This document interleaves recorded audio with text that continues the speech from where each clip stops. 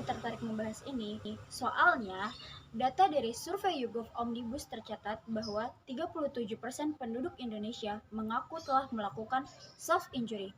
Prevalensi tertinggi ditemukan pada kelompok usia muda antara 18 hingga 24 tahun. Dari kelompok tersebut, sebanyak 45% mengaku telah melakukan self-injury. Artinya, dari setiap 5 anak muda Indonesia, 2 diantaranya telah melakukan self-injury.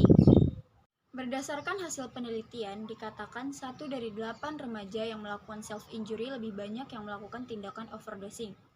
Berdasarkan data yang diperoleh dari WHO, mendekati 200.000 orang meninggal dunia karena meracuni diri sendiri menggunakan organofosfat. Tindakan meracuni tersebut tergolong menjadi 2, yaitu accidental dan non-accidental. Studi yang lain menunjukkan bahwa sebanyak 236 pasien self-poisoning diserahkan ke ICU Departemen di Liquid University Hospital sepanjang tahun 2008.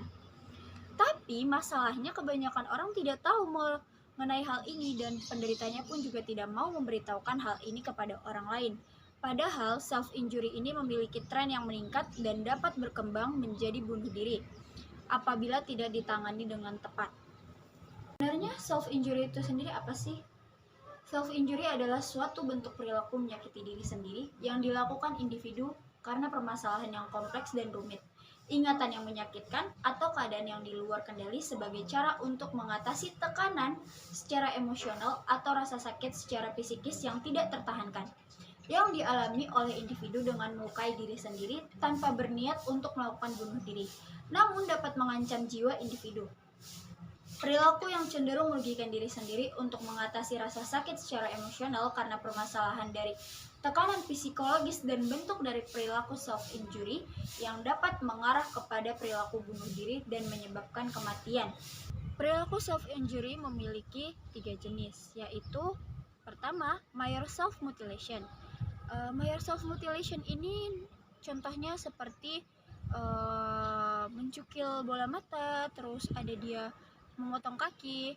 Jadi Myers self-mutilation ini dia adalah sebuah perilaku yang tidak bisa dikembalikan seperti semula. Terus yang kedua ada stereotip, nggak bisa loh, nggak kelihatan.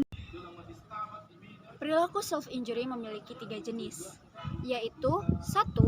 Myers self-mutilation, yaitu individu melakukan kerusakan yang cukup signifikan dan tidak dapat dipulihkan seperti semula.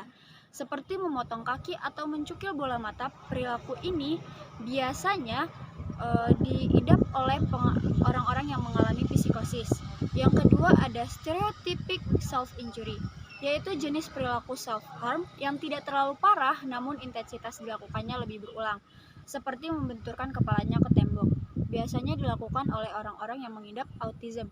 Ketiga, moderate superficial self-mutilation, yaitu jenis perilaku self-harm yang paling sering dilakukan oleh individu, seperti menarik rambut dengan kuat, menyayat kulit menggunakan benda tajam, dan membakar kulit, dan lain sebagainya.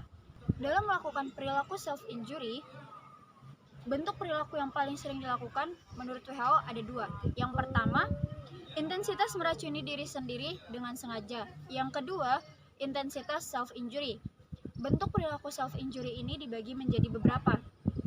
Yang pertama ada menggaruk atau mencubit dengan kuku atau menggunakan benda tajam lainnya sampai terjadinya luka atau pendarahan.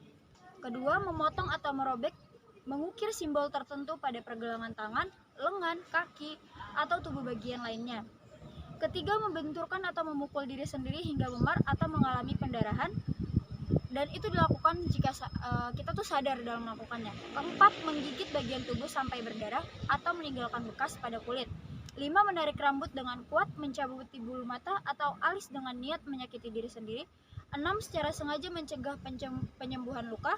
Ke-7, membakar kulit. Ke-8, menanamkan benda-benda ke dalam kulit. Ke-9, memasukkan sesuatu ke dalam uretra atau vagina. Faktor-faktor yang menjadi penyebab self-injury itu ada beberapa. Yang pertama, ada faktor biologis. Kedua, gangguan mental. Ketiga, penyalahgunaan zat. Keempat, kaum minoritas. Kelima, masalah keluarga. Keenam, masalah sosial atau masalah yang di sekolah. Ketujuh, ada masalah cinta. Tapi, memang nggak semua masalah itu bisa kita kontrol. Dan nggak semua masalah itu bisa cepat selesai atau selesai dengan sendirinya. Dan kadang untuk merasa tetap in control mungkin sampai harus melakukan tindakan berbahaya. Beberapa orang yang merasa gagal, tersakiti, dan bahkan benci sama dirinya sendiri, ada yang berusaha untuk mengontrol rasa sakitnya mental mereka dengan cara merubah bentuk wujudnya dari sakit fisik, maksud saya dari sakit psikis menjadi sakit fisik. Mungkin itu bisa terjadi sama diri kamu, mungkin kamu udah pernah mengalami ini, atau sedang mengalami ini, dan mungkin juga akan terjadi sama orang-orang di lingkungan kamu. Semua orang memang mempunyai masalahnya masing-masing, tetapi orang dengan emosi tinggi dan dia tidak tahu bagaimana cara mengungkapkan masalahnya kepada orang lain, dia akan lebih cenderung memilih opsi self-injury. Tapi pertanyaannya, kenapa self-injury itu menjadi opsi? Padahal menimbulkan rasa sakit pada diri sendiri itu akan menimbulkan masalah baru. Kenapa kita tuh nggak milih yang makan coklat atau makan es krim? Tapi sayangnya konsepnya itu nggak semudah itu. Karena hal yang perlu kamu tahu, bagian otak yang menerima rasa sakit hati dan rasa sakit fisik itu sama. Jadi munculnya rasa sakit baru akan menutupi rasa sakit yang lainnya. Gimana sih caranya biar kita tuh stop pada siklus self injury ini? Menurut aku hal yang paling utama bisa kamu lakuin adalah speak up. Cerita sama orang-orang yang profesional. Selanjutnya, kenali situasi di mana kamu akan melakukan self injury ini. Contohnya, ketika kamu melihat suatu barang, mendengar suatu lagu, melewati suatu tempat, kalau kamu merasa hal-hal tersebut yang akan menimbulkan atau memicu self injury kamu muncul, kamu harus segera hindari hal tersebut. Contohnya, ketika kamu bersama mantan kamu dulu, kamu sering mendengarkan lagu tersebut. Jadi ketika lagu tersebut diputar, kamu harus buru-buru menghindari atau mematikan lagu tersebut agar tidak memicu self injury kamu. Dan yang selanjutnya, ekspresikan emosi negatif kamu pada hal-hal yang lain. Misalnya kamu tuh kepengen nangis, ya udah nangis aja. Kalau bisa kamu teriak sekencang-kencangnya. Yang pasti ingat satu hal, jangan sampai menyakiti orang lain ataupun menyakiti diri kamu sendiri. Intinya alihkan tangan kamu dari dorongan untuk menyakiti diri kamu sendiri. Dan yang perlu kamu ingat dalam pikiran kamu adalah, kenapa orang lain bisa sayang sama diri kamu sendiri tapi kamu gak bisa sayang sama diri kamu? Hidup kamu itu worth it untuk diperjuangkan. Terima kasih sudah bertahan sejauh ini dan aku bangga sama kamu. Oke, kira cukup untuk videonya. Ingat, setiap orang itu pasti punya badainya sendiri. Gak ada salahnya walaupun kita gak tahu badai apa yang menerpa orang itu. Yang penting buat kita saling menguatkan aja. Pastinya jangan stop video ini di kamu. Jangan biarkan benefit-benefit video ini stop di kamu, karena selalu ada orang yang akan butuh penguatan. Mungkin karena kamu iseng share video ini, ternyata mereka lagi butuh.